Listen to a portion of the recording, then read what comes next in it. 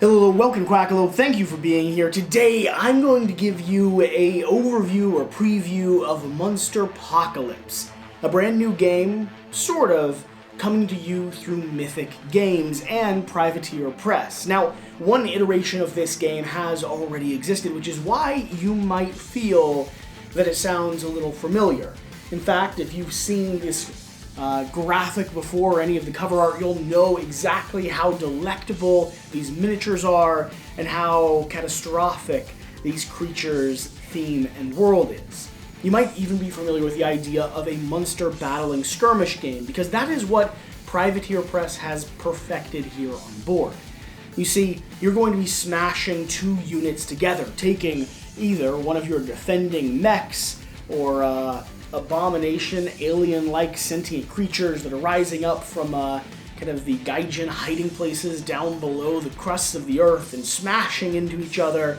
If that sounds like your style of game, that's exactly what this is, full of tiny little mech armies, robots, minions, skirmish, and you're just gonna smash a city apart. You'll even be able to customize, bring, and decide on the different types of terrain and buildings you want to have spread across the map that you get to utilize the powers and abilities of, and then also destroy or wreak havoc on. Now, why do I say this game has already existed? Well, that is because Privateer Press and Mythic Games have decided to partner together to make this a more accessible version of Monsterpocalypse. You see, the original version operated sort of like a collectible card game. You buy the exclusive miniatures, the models, the units, the expansions, and smash them together. You bring them to a friend's house like you might bring a deck of cards, except now you're playing with miniatures, and you go to war. And there is a crowd and a fan base that absolutely love that experience, but it did make it inaccessible to a certain audience of people like me, who I really don't want to buy another module or a new expansion or the next thing that comes out. I want to get something that works as a system as a whole, and then bring that, or have everything that I need to play with my friends. Well, that's where Mythic Games comes in here.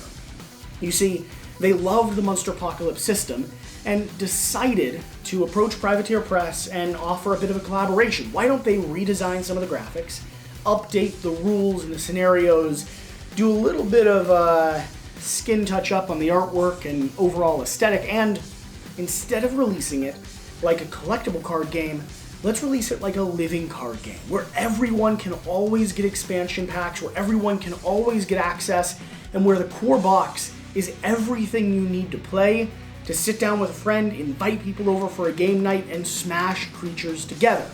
So if you've heard tell of this game before, or you like rambunctious, dice-rolling, dice-chucking skirmish games, this is going to be one that you should be paying attention to. Link, as always, in the top of the video description. But with that out of the way, let's read some flavor text, and then I'll give you as much of an overview as I can, walking you through exactly how you play the game, what your experience might be like, and then redirecting you over to Board Game Co's channel, where we'll have a full review, or onto the Quackalope channel, where we have at least 2 gameplays being released, showing off and showcasing how this game works when it's up and running. One with a scenario, one with a head-to-head skirmish match. So if you're curious, there's plenty of options to dive in and find out exactly what this game does. But first, attackers from beyond space and time, from beneath the lands and oceans, have engulfed the world in catastrophic conflict. Cities are now battlegrounds as giant monsters and their hordes of minions rampage throughout the urban landscapes, level buildings, crash obstacles, and fight to achieve their own mysterious goals.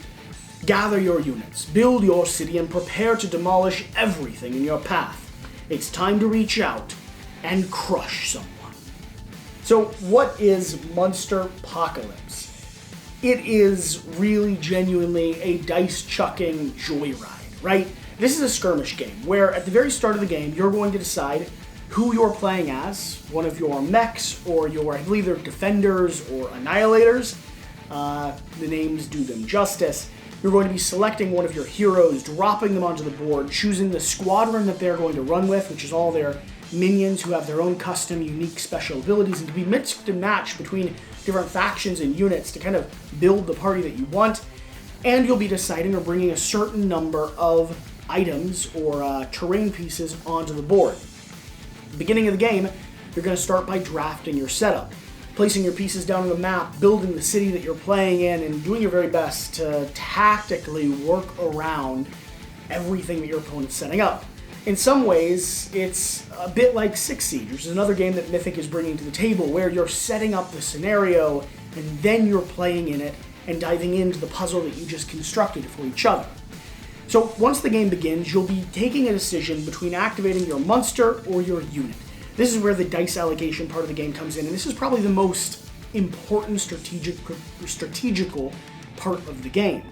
Now, there are, of course, special abilities, factions, rules, and variations when it comes to the scenario you're playing, what your objective is, like destroy the skyscrapers, knock out your opponent, defend the church for 15 rounds, so on and so forth. I don't know if that last one really is a thing.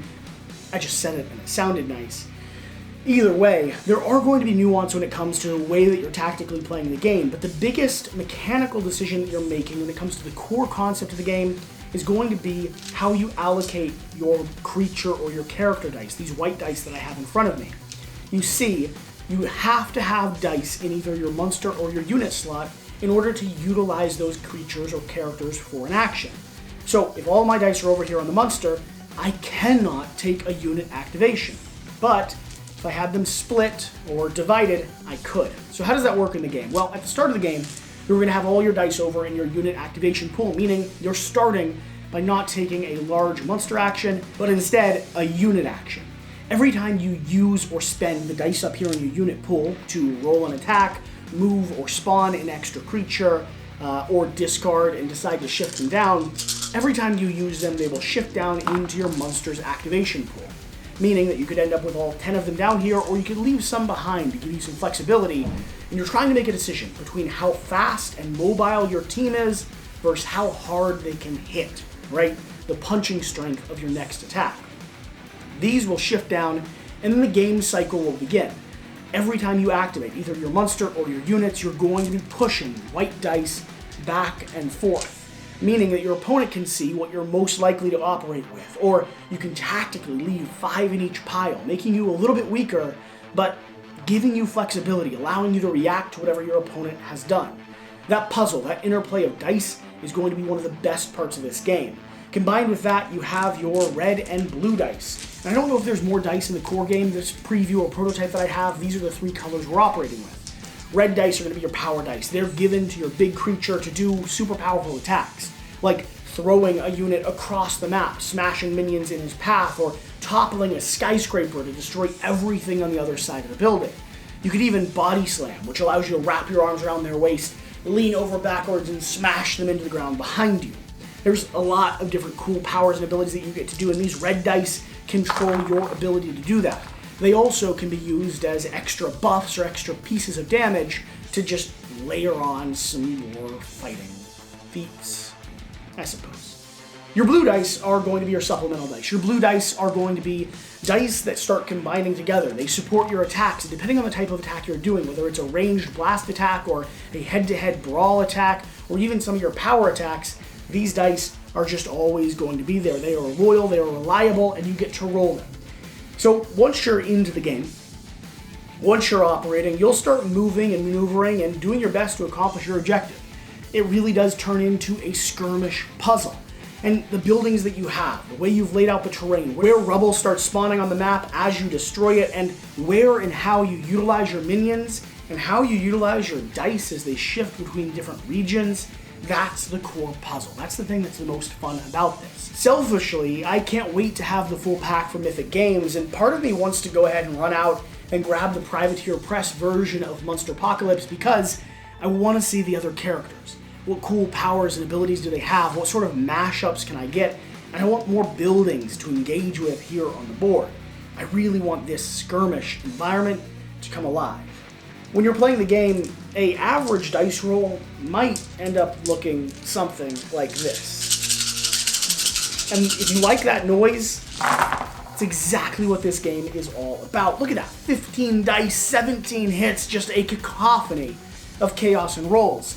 And it's not that complicated. You add up the hits you have in your dice, you resolve to see if you've done damage, you then fling them across the board, knock down skyscrapers, squish minions, and figure out where you are. There's no big buffs or debuffs or stats that you have to take care of other than your own personal objectives and your own personal powers. So I've talked a lot about this game, what's exciting about it, what you might enjoy, what are some of the things you should be aware of if you're not quite sure if this is the game for you. Well, first off, dice rolling, while it can be mitigated and controlled for in a lot of ways through strategic placement and where your minions are controlling regions of the board, which is something that I didn't actually highlight. Your minions not only operate as a team trying to take down your opponent and accomplish your objective, they also drive and empower your big monster. You see, various locations on the board here, from places that you need to control, the different items or buildings that are on the board, to purple spawn regions and even debuff regions that allow you to start gaining more power dice, those are all areas that have to be activated and controlled by your minions. So they play an essential part to how your big creature is actually able to move, operate, and destroy the city in his wake. But dice rolling, while they can be mitigated from some of your minion placement and the way that you activate your certain dice, you're not always guaranteed a hit, and you're not always guaranteed a miss. They does have those stand-up moments that dice rolling allows, but if you're not a fan of dice rolling, this game is primarily going to be that. Along with that, I think the draft phase is really important to this. If you're not excited about the fact that you can bring your own buildings to the table, or that you can mix and match the different characters, creatures, monsters, and environments you're playing in, this game may not be as exciting for you as I think it should be.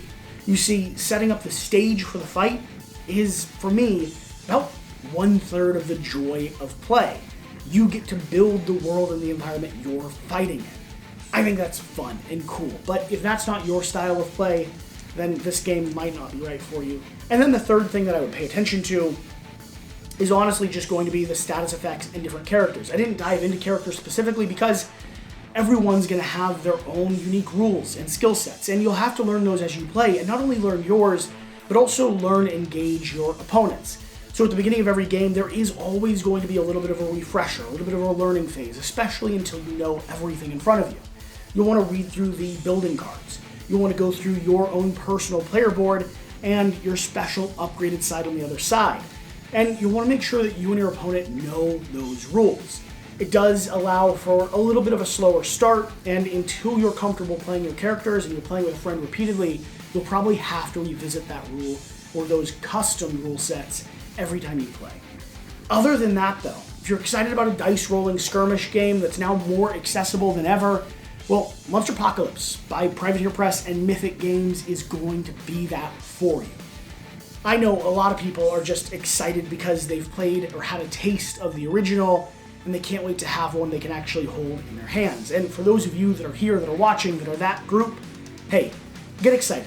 We're gonna have some gameplay. Come hang out with us. Leave a comment if you watched this video to the end, and whatever the case, whatever you do, remember to do the important thing.